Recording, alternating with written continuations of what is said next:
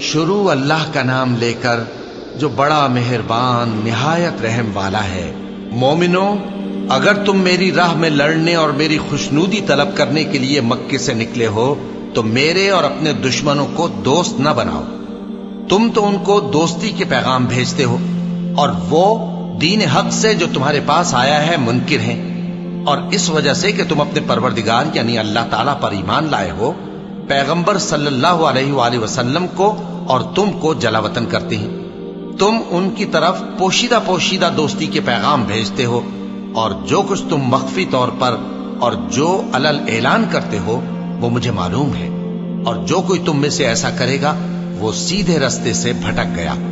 اگر یہ کافر تم پر قدرت پالیں تو تمہارے دشمن ہو جائیں، اور ایذا کے لیے تم پر ہاتھ بھی چلائیں اور زبانیں بھی،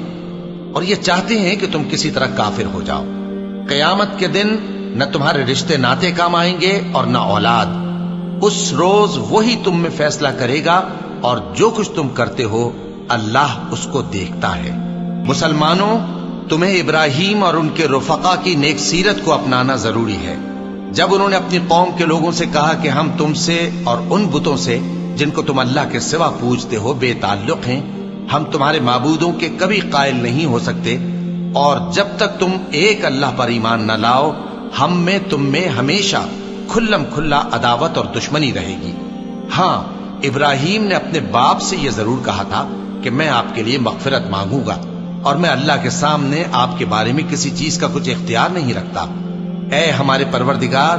تجھی پر ہمارا بھروسہ ہے اور تیری ہی طرف ہم رجوع کرتے ہیں، اور تیرے ہی حضور میں ہمیں لوٹ کر آنا ہے۔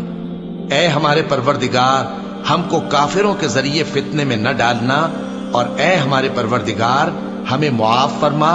بے شک تو غالب ہے، حکمت والا ہے۔ تم مسلمانوں کو یعنی جو کوئی اللہ کے سامنے جانے اور روز آخرت کے آنے کی امید رکھتا ہو اسے ان لوگوں کی نیک سیرت اپنانی چاہیے، اور جو روگردانی کرے تو اللہ بھی بے نیاز ہے، لائق حمد و ثنا ہے۔ عجب نہیں کہ اللہ تم میں اور ان لوگوں میں جن سے تم دشمنی رکھتے ہو دوستی پیدا کر دے، اور اللہ قادر ہے اور اللہ بخشنے والا ہے، مہربان ہے۔ جن لوگوں نے تم سے دین کے بارے میں جنگ نہیں کی اور نہ تم کو تمہارے گھروں سے نکالا، ان کے ساتھ بھلائی اور انصاف کا سلوک کرنے سے اللہ تم کو منع نہیں کرتا۔ اللہ تو انصاف کرنے والوں کو دوست رکھتا ہے۔ اللہ انہی لوگوں کے ساتھ تم کو دوستی کرنے سے منع کرتا ہے جنہوں نے تم سے دین کے بارے میں لڑائی کی اور تم کو تمہارے گھروں سے نکالا اور تمہارے نکالنے میں اوروں کی مدد کی۔ تو جو لوگ ایسوں سے دوستی کریں گے وہی ظالم ہیں۔ مومنوں، جب تمہارے پاس مومن عورتیں وطن چھوڑ کر آئیں تو ان کی آزمائش کر لو، اور اللہ تو ان کے ایمان کو خوب جانتا ہے۔ سو اگر تم کو معلوم ہو کہ وہ مومن ہیں تو ان کو کفار کے پاس واپس نہ بھیجو کہ نہ یہ ان کو حلال ہیں اور نہ وہ ان کو حلال ہیں، اور جو کچھ انہوں نے ان پر خرچ کیا ہو وہ ان کو دے دو، اور تم پر کچھ گناہ نہیں کہ ان عورتوں کو مہر دے کر ان سے نکاح کر لو، اور کافر عورتوں کے ساتھ تعلقات نکاح باقی نہ رکھو، یعنی انہیں کفار کو واپس دے دو،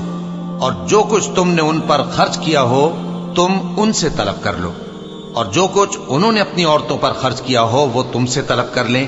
یہ اللہ کا حکم ہے جو تم میں فیصلہ کیے دیتا ہے، اور اللہ جاننے والا ہے، حکمت والا ہے۔ اور اگر تمہاری بیویوں میں سے کوئی تمہارے ہاتھ سے نکل کر کافروں کے پاس چلی جائے اور اس کا مہر وصول نہ ہوا ہو،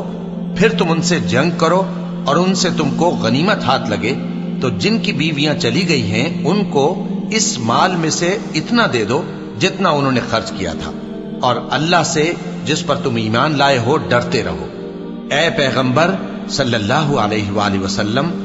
جب تمہارے پاس مومن عورتیں اس بات پر بیعت کرنے کو آئیں کہ نہ تو اللہ کے ساتھ شرک کریں گی، نہ چوری کریں گی، نہ بدکاری کریں گی، نہ اپنی اولاد کو قتل کریں گی، نہ اپنے ہاتھ پاؤں کے درمیان کوئی بہتان باندھ لائیں گی، اور نہ نیک کاموں میں تمہاری نافرمانی کریں گی، تو ان سے بیعت لے لو اور ان کے لیے اللہ سے بخشش مانگو، بے شک اللہ بخشنے والا ہے، مہربان ہے۔ مومنوں، ان لوگوں سے جن پر اللہ غصے ہوا ہے دوستی نہ کرو،